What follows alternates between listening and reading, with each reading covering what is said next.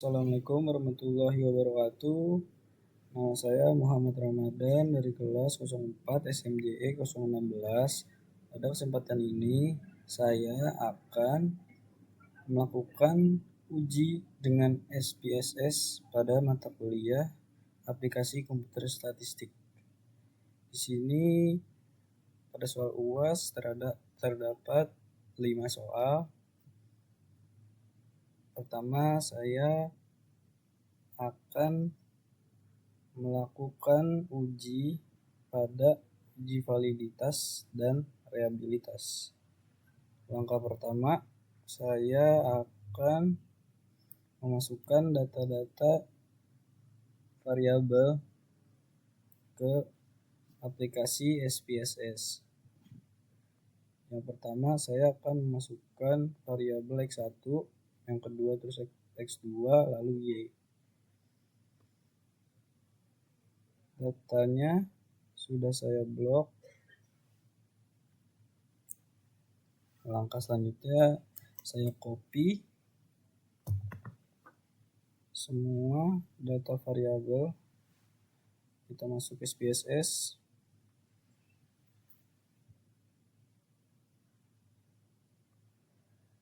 Kita masuk pada data view.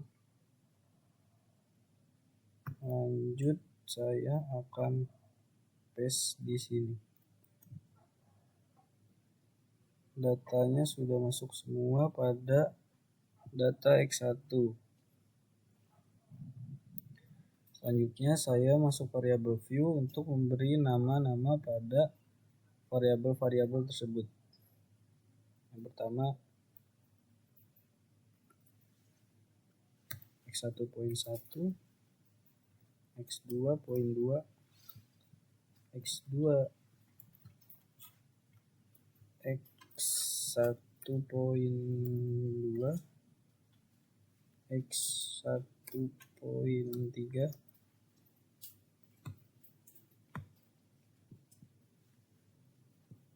X1.4,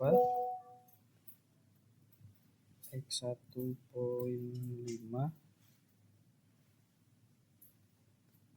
total X1. Di kolom name, variabel-variabel sudah semuanya diberi nama sampai ke totalnya. Bisa dilihat di data view, semua variabel sudah ada namanya. Selanjutnya saya akan memasukkan data X2-nya. Data X2 saya copy, saya paste tepat di samping total X1. Ya, saya ulangi lagi untuk pemberian nama di kolom name pada variabel X2. X2.1,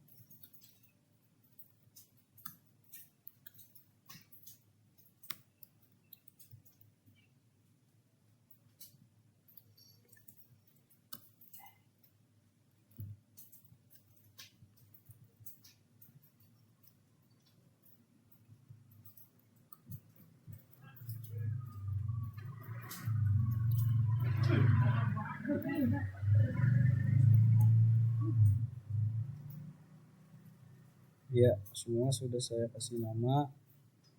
Di sini variabel-variabel sudah ada namanya semua. Selanjutnya saya akan memasukkan data atau variabel yang Y. Saya copy, ulangi seperti tadi. Kita geser dulu biar lebih jelas.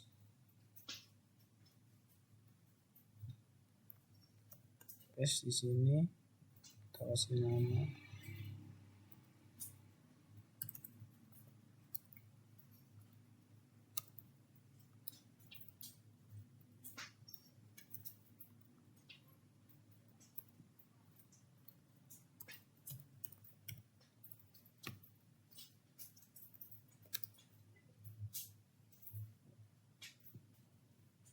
Semua data variabel sudah masuk dari X1 sampai Y.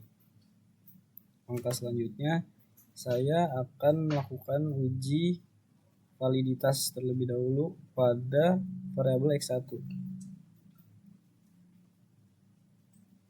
Langkah pertama, untuk melakukan uji validitas, kita masuk ke menu Analyze, Correlate, lalu Give Rate. Kita klik, pindahkan semua variabel X1 sampai total ke kolom ini.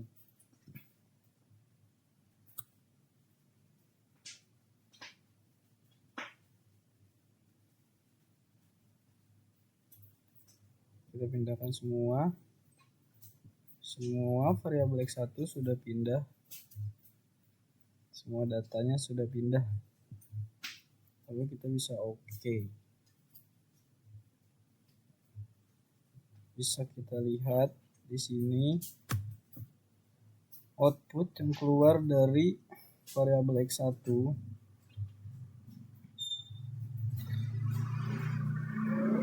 kita bisa lihat di kolom total.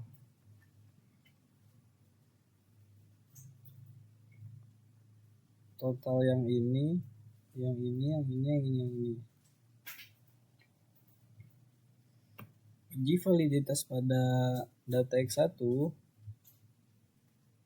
kita lihat outputnya, item pernyataan instrumen dinyatakan valid semua, karena nilai correlation total lebih besar dari R tabel atau kurang dari 0,05 atau 5%. Dilihat di sini, yang ini, yang ketiga, yang keempat, yang kelima, semuanya valid pada variabel X1.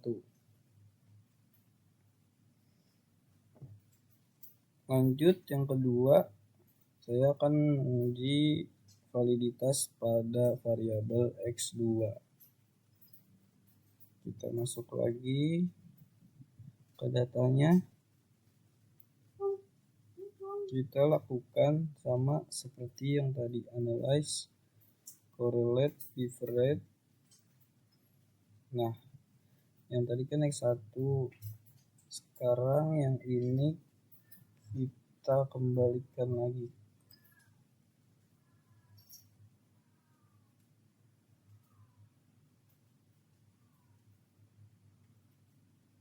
Sekarang kita masukkan variabel X2-nya.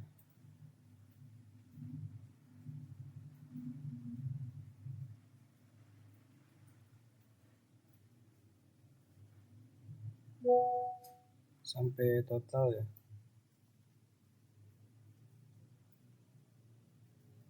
Lalu kita OK. Nah, output yang keluar pada variabel X2 yaitu bisa kita lihat di sini, valid. Ada X2.3 nya valid, X2.4 nya valid. Nah, di sini terdapat data yang tidak valid pada X2.5 dan X2.6. Di sini jika kita ingin lanjut melakukan uji selanjutnya, kita harus membuang variabel yang ini atau kita clear di datanya. Langkah yang harus dilakukan untuk menghilangkan, kita bisa masuk ke data yang tadi, variabel view, data view. Mohon maaf, kita masuk ke data view.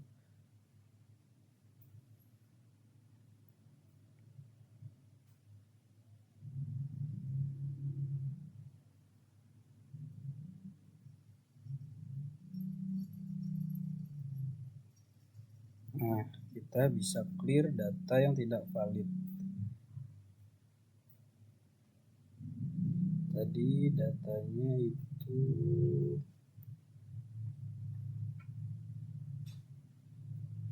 X 2.5 dan X 2.6.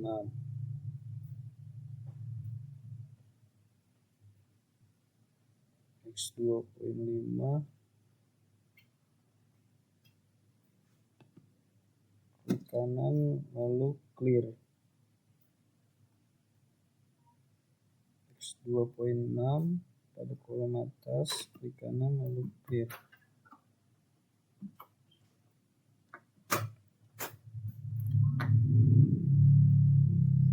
Jika dilihat dari variabel view X 2.5 dan X 2.6 datanya sudah tidak ada ya.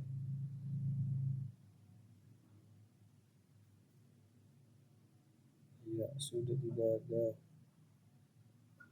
Coba kita lihat outputnya.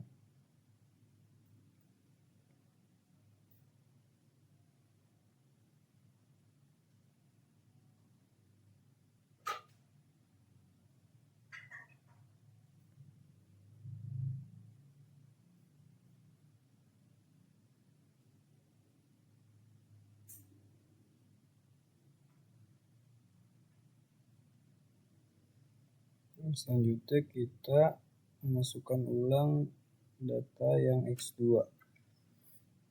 Istilahnya kita masukkan data yang validnya saja. Data view, analyze, correlate, differentiate. Nah, data yang tadi sudah hilang, lalu kita oke lagi. Outputnya yang keluar. Nah, output yang keluar hanya X 2.1, X 2.2, X 2.3 dan X 2.4. Dua variabel atau dua data tadi sudah saya hilangkan karena tidak valid.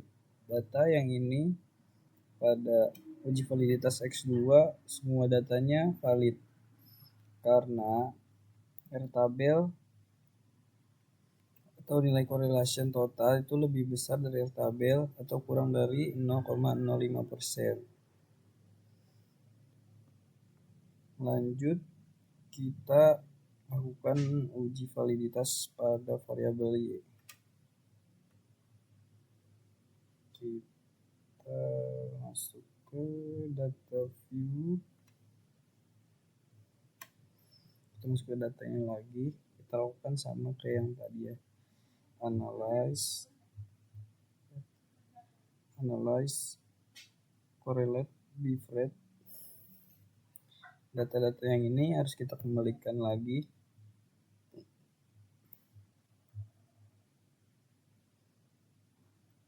Kita kembalikan lalu kita masukkan yang Y, variabel Y sampai totalnya. Kita masukkan lalu kita oke. Ya, pada uji validitas di variabel Y, output yang keluar pada pengujian validitas ini, item pernyataan instrumen dinyatakan valid karena nilai correlation masing-masing ini, correlation total itu lebih besar dari R tabel atau kurang dari 0,05 atau 5%. Jadi pada uji validitas di variabel Y itu valid.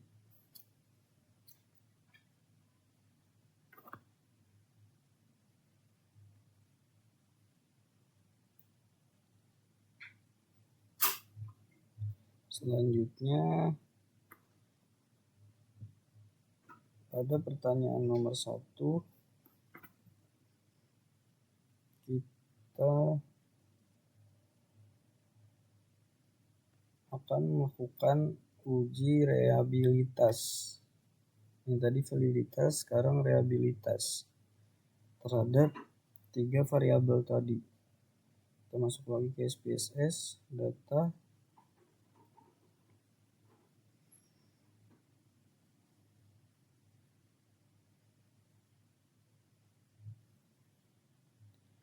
Langkah pertama untuk melakukan uji reliabilitas yaitu analyze scale reliability analysis, diklik, lalu kita sama kayak yang validitas tadi, cuma yang totalnya itu tidak diikut sertakan masuk dalam kolom item. Saya akan memindahkannya terlebih dahulu.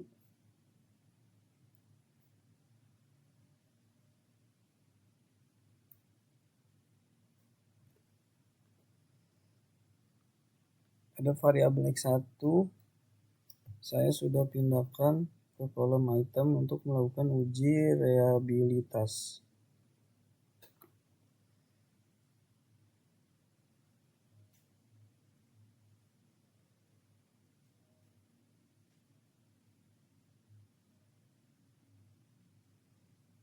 Nah, kalau sudah masuk, kita masuk statistik, kita centang item scale if item delete,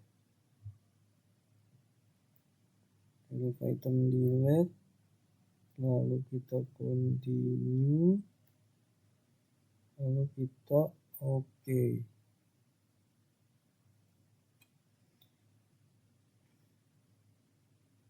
Ya, output yang keluar dari uji reliabilitas pada variabel X1, interpretasinya itu atau hasilnya kita bisa lihat pada kolom reliability statistik atau Cronbach alpha. Pada teorinya, semakin mendekati angka 1 nilai Cronbach alpha, maka semakin baik instrumen pengukurannya. Interpretasi pada variabel X1 ini untuk hasil reliabilitas kita lihat di kolom ini. Pada tabel reliability, nilai Cronbach alpha untuk variabel beban kerja yaitu lebih besar dari 0,60. Maka dapat dikatakan item untuk variabel beban kerja itu memenuhi asumsi reliabilitas. Pada hasil 826 itu lebih dari 0,60. Lanjut, kita akan melakukan uji reliabilitas pada variabel yang X2 nya. Kita masuk lagi ke analyze, kita masuk lagi ke scale reliability analysis. Yang ini kita buang terlebih dahulu atau kita pindahkan terlebih dahulu.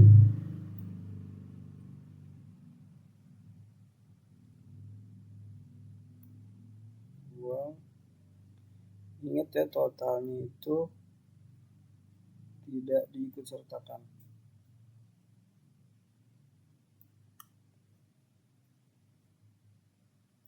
Kita ke statistik, ini udah tercentang semua, lalu kita continue, kita klik OK.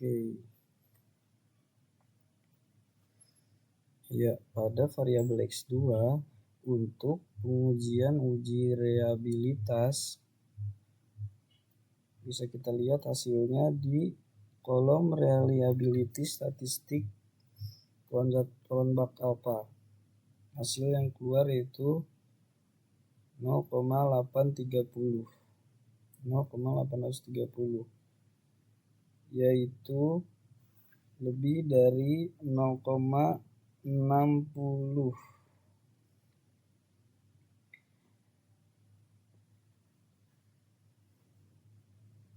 Dan nilai Cronbach alpha untuk variabel beban kerja itu lebih besar dari 0,60 ya, yaitu 0,830. Maka dapat dikatakan item untuk variabel beban kerja ini memenuhi asumsi reliabilitas. Jadi yang X1 itu memenuhi asumsi reliabilitas, yang X2 memenuhi asumsi reliabilitas. Lalu selanjutnya kita akan melakukan uji reliabilitas pada variabel Y. Kita ulangi seperti yang tadi, scale reliability analysis. Yang ini kita pindahkan terlebih dahulu.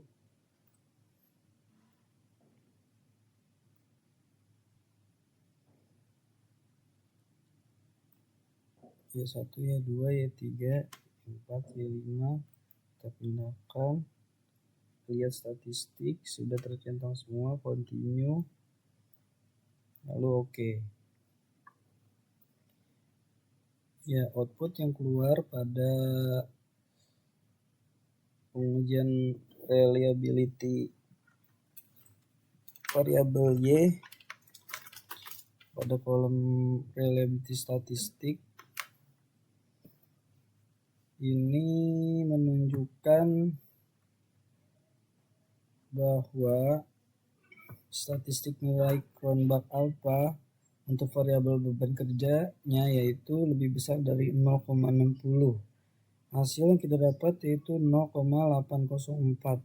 Maka dapat dikatakan item untuk variabel beban kerja ini memenuhi asumsi reliabilitas. Nah, selanjutnya kita lanjut ke pertanyaan nomor 2 yaitu uji normalitas.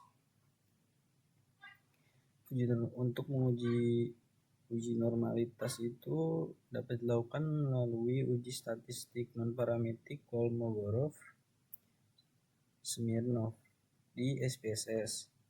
Asumsi residual variabel dapat dikatakan terdistribusi normal apabila nilai ASIM lebih besar dari 0,05 atau 5%. Di sini langsung saja saya akan melakukan uji normalitas.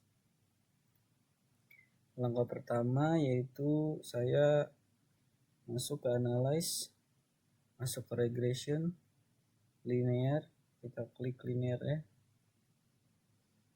Nah, untuk uji normalitas kita hanya memasukkan total-totalnya saja, total X1, total X2, dan total Y.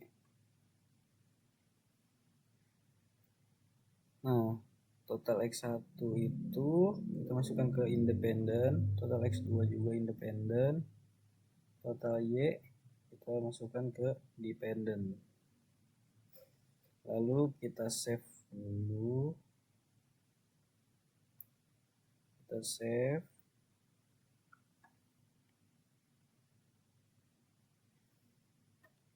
Kemudian kita centang yang ini, yang residual kita centang di standardized.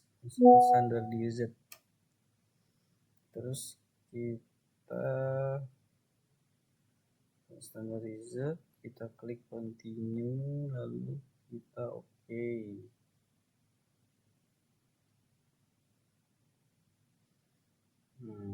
Oke. Sini sudah keluar variabel-variabelnya, mode summary sama ANOVA-nya.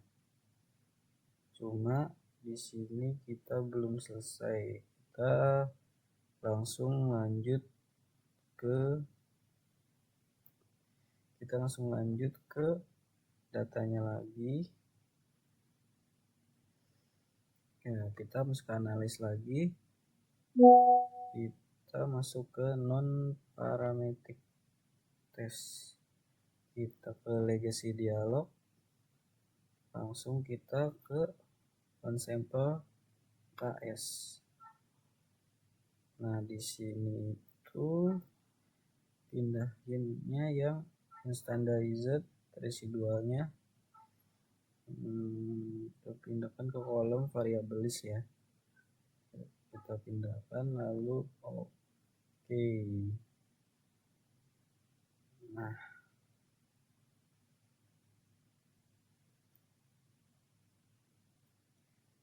Nah, di sini kita bisa melihat hasil output yang keluar dari uji normalitas untuk variabel X1, X2, dan Y.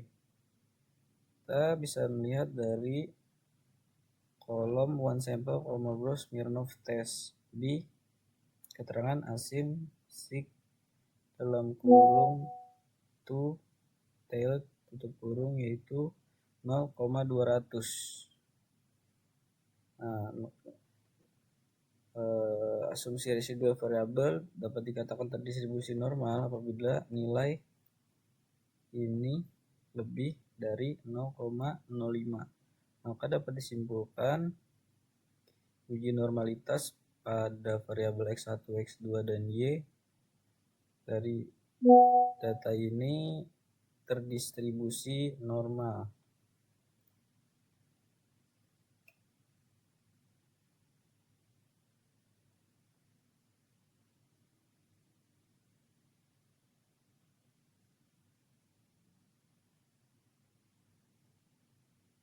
Nah, kita lihat datanya. Di sini udah ada residual 1. Variabelnya juga jadi nambah ya.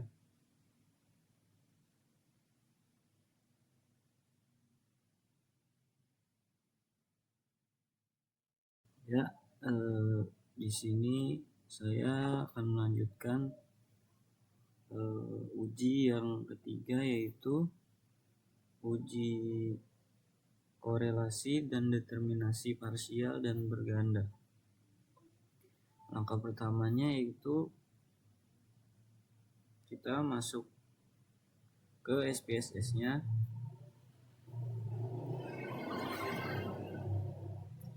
Yang pertama kita akan uji korelasinya dulu pada variabel total X1, total X2, dan total Y.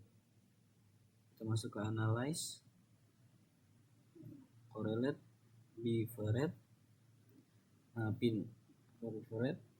Nah, pindahkan semua total variabel.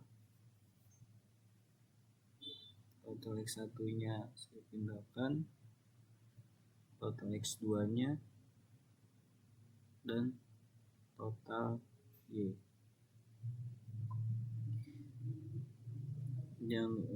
Lalu saya centang di persennya, detailnya sudah saya centang, dan flag significant correlation. Lalu oke. Nah, di sini output yang keluar total X1, total X2, total Y. Kita mengacu pada output yang ini untuk uji korelasinya. Menguji data korelasi berganda secara parsial dapat disimpulkan hubungan signifikansi variabel X1 dengan variabel Y memiliki nilai 0,000, di mana kurang dari 0,05, maka HO ditolak. Dapat disimpulkan variabel X1 dengan variabel Y memiliki hubungan signifikan terhadap variabel Y.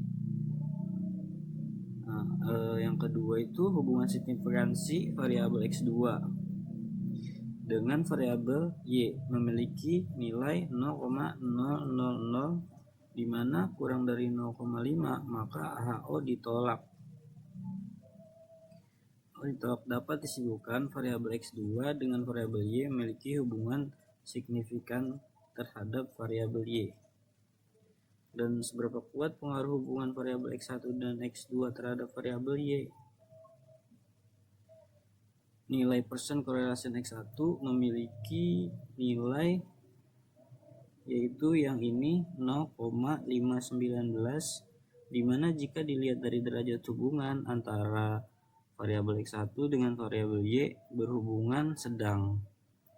Yang kedua itu nilai persen korelasi X2 memiliki nilai 0,608, di mana jika dilihat yang ini ya 0,608, Dimana jika dilihat dari derajat hubungan antara variabel X2 dengan variabel Y berhubungan kuat.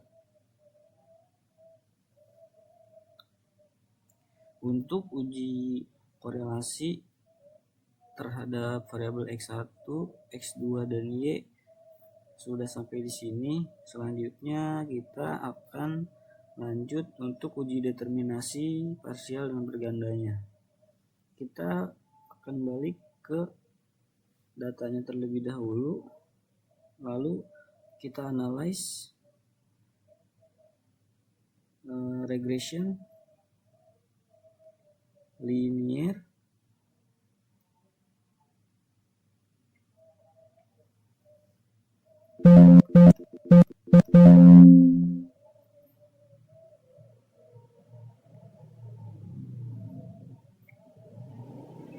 untuk X1-nya di sini, X2-nya itu juga di independen.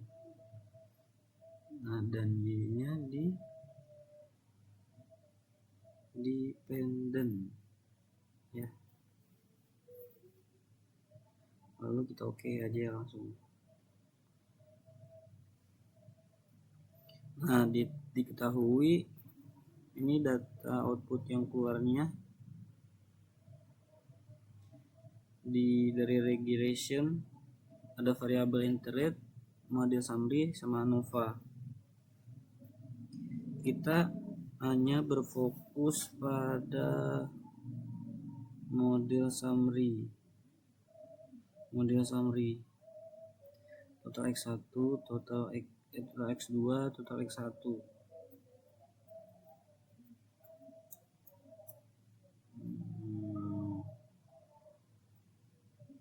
Diketahui bahwa nilai R square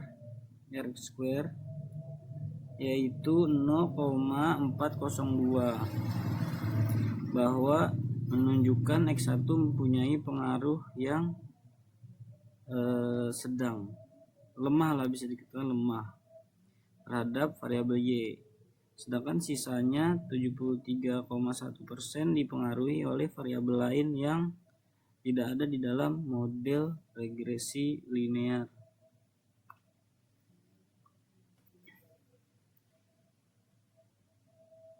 Nah, diketahui juga bahwa nilai R square 0,394, bahwa itu menunjukkan variabel X1 mempunyai pengaruh yang lemah terhadap variabel Y, sedangkan sisanya 63,5% dipengaruhi oleh variabel lain yang tidak ada dalam regresi linear. Nah, di sini kita udah melakukan uji determinasi parsial dan berganda. Yang tadi parsial, nah sekarang yang berganda. Diketahuinya itu nilai R square 0,402, bahwa menunjukkan variabel X1 dan variabel X2 mempunyai pengaruh yang sedang terhadap variabel Y, sedangkan sisanya 59,2% dipengaruhi oleh variabel lain yang tidak ada dalam model regresi linear. Nah, di sini kita udah lengkap untuk menguji pada uji korelasi dan determinasi parsial dan berganda. Selanjutnya kita akan masuk pada regresi linear sederhana dan hipotesis uji T. Ya, sekarang kita akan melanjutkan uji regresi linear sederhana dan hipotesis uji T. Kita langsung masuk ke dalam SPSS-nya. Untuk melakukan regresi sederhana dan uji T, di langkah pertama itu analyze regression linear. Nah, dependennya itu total Y, independen total X1. Start kita masuk statistik dulu, yang ini semua sudah tercentang, estimasi sudah tercentang, Durbin Watson sudah, lalu continue, lalu kita oke. Nah,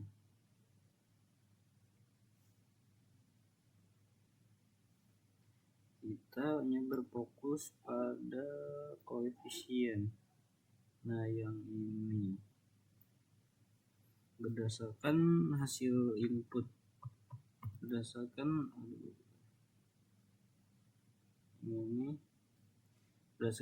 hasil input, hasil output dapat diketahui bahwa konstanta dari variabel X sebesar yang ini 8,879, sedangkan koefisien variabel sebesar 0,535. Seperti kita ketahui persamaan dari uji regresi sederhana, yaitu Y sama dengan A tambah BX, di mana Y variabel akibat, X variabel sebab, dan A konstanta. Dari persamaan di atas dapat dianalisis sebagai berikut. Yang pertama, konstanta sebesar 8 yang ini nih, sebesar 8,879, satuan dan bernilai positif, yang artinya jika variabel X dianggap konstan, maka besarnya Y adalah sebesar yang ini 8,879 satuan. Kedua, koefisien variabel X sebesar 0,535 dan bernilai positif. Hal ini menunjukkan bahwa setiap penambahan variabel X, maka Y akan mengalami peningkatan sebesar 0,535 satuan. Nah, kita akan lanjut menginterpretasikan yang uji T dengan membandingkan T hitung dengan nilai R tabel. Jika nilai T hitung lebih dari nilai T tabel, maka berpengaruh, HO diterima dan HA ditolak. Jika nilai T hitung kurang dari nilai T tabel, maka tidak berpengaruh, HO diterima dan HA ditolak. Dengan cara membandingkan taraf signifikasi, jika nilai signifikasi lebih dari 0,05, maka HO ditolak. Jika nilai signifikasi kurang dari 0,05, maka HO diterima. Nah, untuk uji T-nya berfokusnya ke koefisien. Sebentar.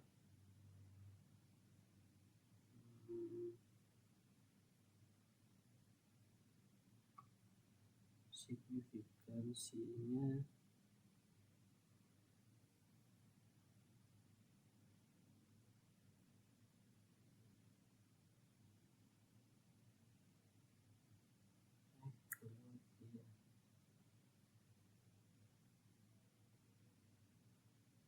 Nah, dari hasil output di atas dapat disimpulkan variabel X1 memiliki nilai signifikasi 0,006 kurang dari 0,05 dan nilai T hitungnya itu 2,801 lebih dari 1,977 T tabel. Maka dapat disimpulkan bahwa X1 berpengaruh terhadap Y, maka HO diterima dan HA1 ditolak. Yang kedua, variabel X2 memiliki nilai signifikasi 0,000 kurang dari 0,05 dan nilai T hitungnya itu 5,611 lebih dari 1,977 T tabel. Maka dapat disimpulkan bahwa variabel X1 berpengaruh terhadap Y, maka HO diterima dan HA1 ditolak. Ya, untuk uji Untuk yang pengujian regresi linear sederhana dan hipotesis uji T-nya sudah selesai. Kita akan lanjut ke regresi berganda dan hipotesis uji F. Oke, kita akan lanjutkan di uji yang kelima, yaitu regresi berganda dan hipotesis uji F. Di sini saya akan mencoba untuk menyimpulkan atau menginterpretasikan regresi berganda dan uji F-nya. Kita masuk ke hasil output yang tadi, karena regresi berganda dan uji F ini berkelanjutan dari yang regresi linear tadi. Kita masuk ke outputnya. Nah, kita hanya berfokus pada ANOVA-nya di kolom ANOVA, tepatnya di sum of squares. Regressionnya 0,297,262, residualnya 802,294, totalnya itu 1105,556. Nah, F hitungnya itu ada di 52,223. Nah, dari hasil output di atas dapat disimpulkan variabel X1 memiliki nilai signifikan 0,006 kurang dari 0,05 dan nilai T hitungnya 2,801 lebih dari 1,977 T tabel. Maka dapat disimpulkan bahwa X1 berpengaruh terhadap Y. Maka HO diterima dan HA1 ditolak. Yang kedua, variabel X2 yaitu memiliki nilai signifikan 0,000 kurang dari 0,05 dan nilai T hitungnya 5,611 lebih dari 1,977 T tabel. Maka dapat disimpulkan bahwa hasil variabel X1 berpengaruh terhadap Y. Maka H1 diterima dan H1 ditolak. Nah, untuk hipotesisnya saya akan menjabarkan untuk hasilnya itu HO X1 sama dengan tidak berpengaruh terhadap Y. HA X1 tidak berpengaruh juga terhadap Y. HO X2 tidak berpengaruh terhadap Y. Begitupun HA X2 nya tidak berpengaruh juga terhadap Y. Nah, di HO X3 X1 dan X2 tidak berpengaruh terhadap Y. HA X3 X1 dan X2 tidak berpengaruh terhadap Y. Untuk uji F-nya simultan, nilai F hitungnya itu 52,223. Nah, di uji F-nya itu X1 dan X2 berpengaruh terhadap Y. Kesimpulannya seperti itu. Maka HO diterima dan HA1 ditolak.